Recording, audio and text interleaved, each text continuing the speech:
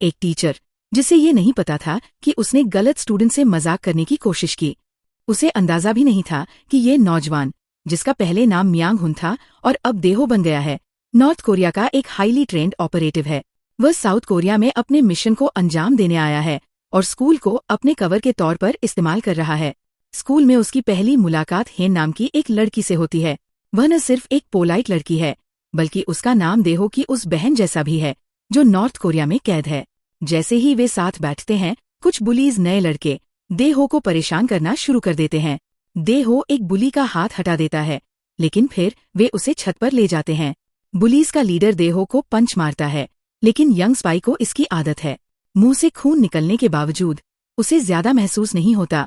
एक और बुली कहता है कि देहो की बॉडी टाइट है, जैसे वो वर्कआउट कर रहा हो।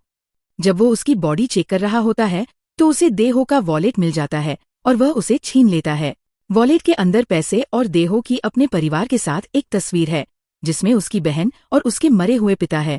देहो बुलीज को वार्न करता है कि वे सिर्फ पैसे ले लें और उसे उसकी तस्वीर वापस दे दें।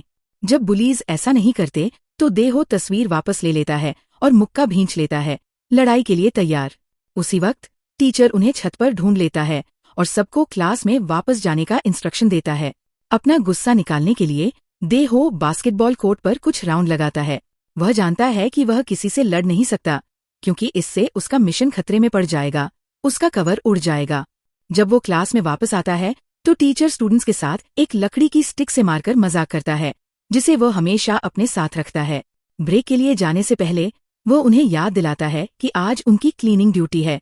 जब टीचर चला जाता है और बुलीज को खुली जगह मिल जाती है तो वे देहो और हेन को क्लास, जिसमें खिड़कियां भी शामिल हैं, साफ करने का ऑर्डर देते हैं। अगले दिन हेन को फिर से परेशान किया जा रहा होता है। देहो को वो इमेज पसंद नहीं आती, लेकिन वह अभी भी कुछ नहीं कर सकता। ये महसूस करते हुए कि उसे शांत रहना है और खुद को पीछे रखना है, वह सिर्फ हेन को वह कचरा इकट्ठा करने में मदद करता है जो उसके क्लासमेट्स उस पर फेंक रहे हैं। बुलीज कमेंट करते हैं कि ये दो लूजर एक नाइस कपल की तरह दिखते हैं। हालांकि बुलीज ने हेन को अभी छोड़ा नहीं है। बाद में वे उसे एक प्राइवेट ऑफिस में ले जाते हैं और उससे पैसों से भरा एक एनवेलप चुरा लेते हैं जो वह अपने साथ ले जा रही थी। वह पैसा उसकी बैले क्लास की फीस के लिए था, क्योंकि उसे डांस करना पसंद है। जब वह पैसे वापस लेने की कोशिश करती है तो बुलीज उसकी शर्ट फाड़ देते हैं। उसी वक्त देहो उस ऑफिस के बाहर निकलता है। इस बार उसे लगता है कि बुलीज ने लाइन क्रॉस कर दी है, उन्हें सबक सिखाया जाना चाहिए। देहो उनसे झगड़ा करता है। वो एक एक करके उनकी गर्दन, पैर और कलाई तोड़ना शुरू कर देता है। अगली सुबह देहो को एहसास होता है कि हेन स्कूल में नहीं है। इस बीच टीचर क्लास को एक टेस्ट देता है और अपनी स्टिक के साथ इधर उधर घूमता रहता है, उनसे गड़बड़ करता रहता है और उन्हें बताता रहता है कि उन्हें अपने दिमाग का इस्तेमाल करने की जरूरत है। जब वह देहो के पास पहुंचता है और उसे स्टिक से मारने वाला होता है तो लड़का स्वाभाविक रूप से उसे एक होल्ड में डाल देता है। यंग स्पाई को एहसास होता है कि वह ओवररिएक्ट कर रहा है और वह अपमानित टीचर को छोड़ देता है। इस ऑकवर्ड मोमेंट से निपटने के लिए टीचर उसकी रिफ्लेक्सेस की तारीफ करता है। ब्रेक के दौरान बुलीज कैफेटेरिया में अपना लंच कर रहे होते हैं, या कम से कम कोशिश कर रहे होते हैं, क्योंकि देहो ने उन्हें काफी नुकसान पहुंचाया है। वे डिस्कस करते हैं कि वे देहो से अपना बदला कैसे लेंगे, लेकिन जैसे ही वे उसे आते हुए देखते हैं वे तुरंत चुप हो जाते हैं। देहो उनके साथ बैठ जाता है और बुलीज के लीडर से पूछता है कि क्या वह जानता है कि हेन कहाँ काम करती है। फिर देहो टीचर से मिलने जाता है और कहता है कि उसके सिर में दर्द हो रहा है और वह देहो आज स्कूल से जल्दी जाना चाहता है।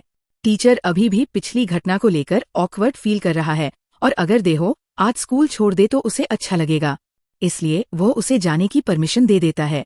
उसी दिन देहो को उसका पहला मिशन मिलता है।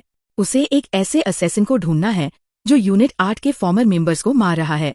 यूनिट 8 वो ऑर्गेनाइजेशन है जिससे देहो भी बिलोंग करता है। उसका पहला टारगेट एक आदमी है जो एक छोटा बॉक्सिंग जिम चला रहा है। देहो उसे आसानी से ओवरपावर कर लेता है और इंटेरोगेशन के लिए बैठाता है। जब वह आदमी दावा करता है कि असैसिन से उसका कोई टाइप नहीं है तो देहो अपनी सीरियसनेस दिखाने के लिए उसकी लेग में शूट कर देता है। कुछ देर बाद वो आदमी देहो पर काउंटर अटैक करने की कोशिश करता है। वह एक चेयर से यंग स्पाई को हिट करने के बाद एक नाइफ पकड़ लेता है। हालांकि देहो की टेक्निक स्पॉटलेस है और वह एक डेवास्टेटिंग ब्लो से उस आदमी को फिनिश कर देता है। नेक्स्ट देहो एक बुचर के पास जाता है। ये गाय ज्यादा कोऑपरेटिव लगता है और वह देहो को असैसिन की कार का लाइसेंस प्लेट नंबर देता है। लेकिन फिर वह अपनी शॉप के फ्रिज के अंदर देहो से फाइट करने की कोशिश करता है। कई मीट अटैक्स को इवेड करने के बाद देहो आसानी से बुचर को फिनिश कर देता है और निकल जाता है। जल्द ही देहो असैसिन को स्पॉट करता है और अपनी बाइक उसकी कार के पास ड्राइव करता है। हालांकि असैसिन देहो को अपनी गन निकालते हुए देखने के लिए काफी क्विक है और ड्राइव करके भाग जाता है। देहो कार पर कुछ शॉट्स फायर करता है और उसके एक टायर को हिट करने में मैनेज हो जाता है। कार क्रैश हो जाती है, जिससे असैसिन उसमें ट्रैप हो जाता है। देहो उसे मारने के सोल इंटेंशन से अप्रोच करता है। हालांकि उसे एहसास होता है कि आसपास बहुत सारी आंखें हैं। कुछ यंग स्टूडेंट्स तो इस इंसिडेंट को अपने फोन पर रिकॉर्ड भी कर रहे हैं। वो जानता है कि वो असैसिन को अभी नहीं मार सकता क्योंकि पुलिस उसे ढूंढ लेगी। इसलिए वह ये जानते हुए सीन छोड़ देता है कि यह एक ऐसी बैटल है जिसे उसे किसी और दिन लड़ना होगा। वह दिन ज्यादा दूर नहीं होगा। कुछ रातों बाद देहो घर लौटता है और असैसिन को उसका वेट करते हुए पाता है। वह तुरंत अपनी जैकेट के बटन खोलता है और असैसिन की तरफ अप्रोच करता है, जो उस पर एक टेबल पलट देता है। दोनों फाइट करना शुरू कर देते हैं, ये डेमोस्ट्रेट करते हुए कि वे दोनों वेल ट्रेन्ड हैं। वे पंच और किक एक्सचेंज करते हुए सचमुच घर को डिस्ट्रॉय कर देते हैं। हालांकि देहो बैटल में ज्यादा एफिशिएंट लगता है। जब असैसिन को एहसास होता है कि यंग गाय को हराना उसके लिए मुश्किल होगा, तो वह अपनी गन निकालने की कोशिश करता है। इसके बावजूद देहो उसका हाथ पकड़ लेता है और उसकी ग्रिप से गन छीन लेता है। फिर असैसिन एक हिडन नाइफ निकालता है और देहो पर उससे अटैक करने की कोशिश करता है। देहो नाइफ से डिफेंड करने के लिए एक सोडा कैन का इस्तेमाल करता है और इवेंचुअली उसी नाइफ से असैसिन को किल कर देता है। वह जानता है कि ये इंसिडेंट बहुत अटेंशन अट्रैक्ट करेगा, इसलिए वह पूरे सीन को एक एक्सीडेंट जैसा दिखाने का डिसीजन लेता है। वह गैस पाइप्स को कट ओपन कर देता है और फिर किचन नाइफ को माइक्रोवेव ओवन में रख देता है। माइक्रोवेव में नाइफ स्पार्क्स क्रिएट करता है और घर एक्सप्लोड हो जाता है। ये कहने की जरूरत नहीं है कि देहो अपनी बाइक माउंट करता है और जितनी तेजी से हो सके ड्राइव करके भाग जाता है। एक नए घर में सेटल होने के बाद उसे आर्मी कर्नल का फोन आता है, जिसने उसे स्पाई बनाया था। इस बार देहो का मिशन सेक्टर 35 के कई मेंबर्स पर अटैक करना है, जो नॉर्थ कोरिया का एक और कोवर्ट ऑर्गेनाइजेशन है। सेक्टर 35 एक ऐसा ऑर्गेनाइजेशन है जो नॉर्थ कोरिया के अपकमिंग डिक्टेटर किम जंग-इल से बिलोंग करता है, जबकि यूनिट 8 करंट डिक्टेटर किम जोंग-इल से बिलोंग करता है। देहो वही करता है जो उसे कहा जाता है और सेक्टर 35 के कुछ मेंबर्स पर उनकी एक मीटिंग के दौरान अटैक करता है। उनमें से कई को किल करने के साथ साथ देहो $30 मिलियन वर्थ के डायमंड्स का एक पैकेज भी चुरा लेता है। इस बीच नॉर्थ कोरियन गवर्नमेंट के एक हाई रैंक मेंबर ने चाइना और साउथ कोरिया के अपने काउंटर पार्ट्स के साथ एक मीटिंग सेट की है। वह उन्हें इन्फॉर्म करता है कि किम जंग-इल मरने वाला है क्योंकि वह बीमार है, जिसका मतलब है कि किम जंग-इल उन्हें यूनिट 8 के उन सभी ऑपरेटिव्स के नाम दिए जाएंगे जो चाइना और साउथ कोरिया में रह रहे हैं। देहो को बताया जाता है कि वह नॉर्थ कोरिया लौटकर अपनी सिस्टर से रियूनाइट होने के लिए फ्री है, लेकिन वह इस बात से अनजान है कि पॉलिटिकल सीन में डायनामिक्स चेंज हो गए हैं। वह आदमी जिसे उसे सी के जरिए नॉर्थ कोरिया ले जाना है, उस पर नाइफ से अटैक करता है और उसे स्टैब कर देता है।